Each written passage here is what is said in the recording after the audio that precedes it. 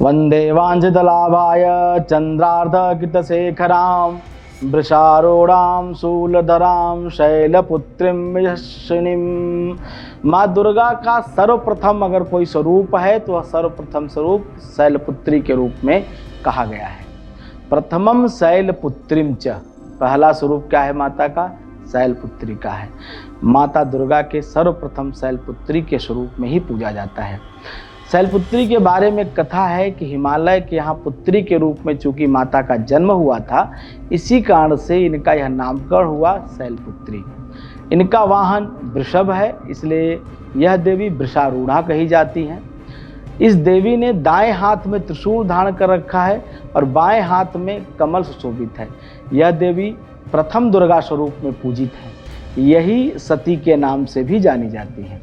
सती के नाम से जानी जाती हैं, इसके पीछे एक कथा है, वह आपको बता दूं। एक बार जब प्रजापति दक्ष ने यज्ञ किया तो इससे सारे देवताओं को निमंत्रित किया गया उस यज्ञ में, लेकिन द्वेषवश भगवान शिव को आमंत्रित नहीं किया गया।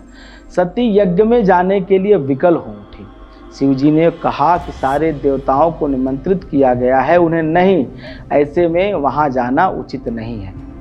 सती का प्रबल आग्रह देखकर शिव जी ने उन्हें यज्ञ में जाने की अनुमति दे दी। सती जब घर पहुंची तो सिर्फ उनकी माता ने उन्हें स्नेह दिया, बहनों ने उनको अपमानित करने का प्रयास किया, उनको अपनी बातों से, अपनी वाणी से व्यंग किया, उनका उपहास किया। यह भाव माता सती को अच्छे नहीं लगे। भगवान शिव के प्रति भी उन लोगों ने तिरस्कार का भाव प्रकट किया। प्रजापति दक्ष ने भी उनके प्रति अपमानजनक वचन कहे। इससे माता सती के मन को आघात लगा, बहुत क्लेश पहुंचा। वे अपने पति का यह अपमान सह न सकी और योगाग्नि के द्वारा अपने आप को जलाकर भस्म कर लिया। इस दारुण दुख से व्यथित होकर भगवान शिव ने उस यज्ञ को विध्वंस कर दिया। यह सती के स्वरूप में जो उनका जला हुआ शरीर था, अपने कंधे पर रख के पूरे सृष्टि की परिक्रमा करने लगे। क्रोध और शोक का यह जो मिला हुआ एक स्वरूप था, ऐसी अग्नि प्रकट हुई कि लगे समस्त सृष्टि को नष्ट कर देगा। बाद में श्री हरि विष्णु के हस्तक्षेप से सुदर्शन चक्र से माता सती के अंगों को काटने की वजह से इस पूरे धरती पे, पूरे ब्रह्मांड में शक्तिपीठों का निर्माण हुआ और यही सती अगले जन्म में हिमालय राज्य की पुत्री के रूप में उत्पन्न हुई, जिसके कारण से इन्हें शैलपुत्री कहा गया। पार्वती और हेमवती भी इन्हीं देवी के अन्य नाम हैं। शैलपुत्री का विवाह आगे चल के भगवान शिव से हो गया। शैलपुत्री शिव जी की अर्धांगिनी बनी। इनका महत्व और शक्ति भी अनंत है।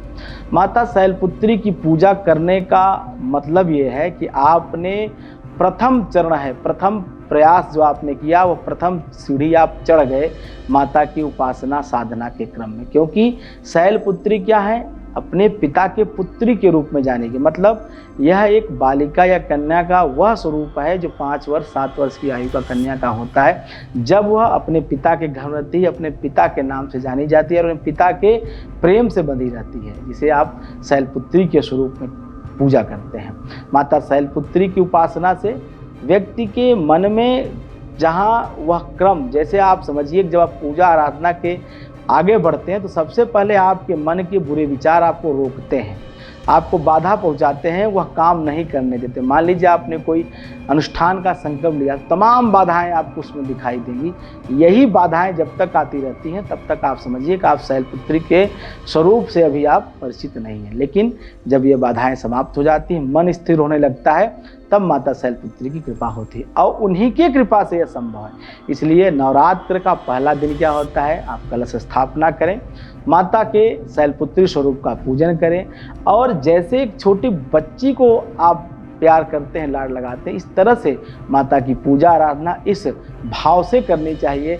एकदम प्रेम भाव से अभिभूत होकर के माता की पूजा आराधना करने से नवरात्र के प्रथम दिन की जो अधिष्ठात्री देवी माता शैलपुत्री हैं, इनकी कृपा से आपके जीवन का जो अंधेरा है, जो शोक है, वह नष्ट हो जाएगा।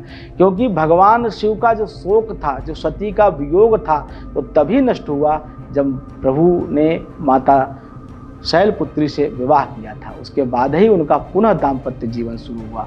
तो इसलिए अगर आप अपने जीवन में किसी पीड़ा से ग्रसित हैं, कोई मन में शोक है, तो माता शैलपुत्री का नवरात्र के पहले दिन उपासना करिए।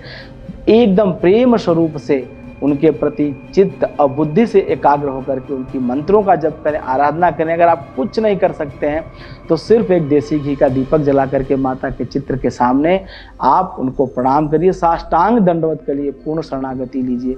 निश्चित रूप से माता कृपा से आपके सभी शोक और दोष दूर होंगे। जय मां विंध्यवासिनी।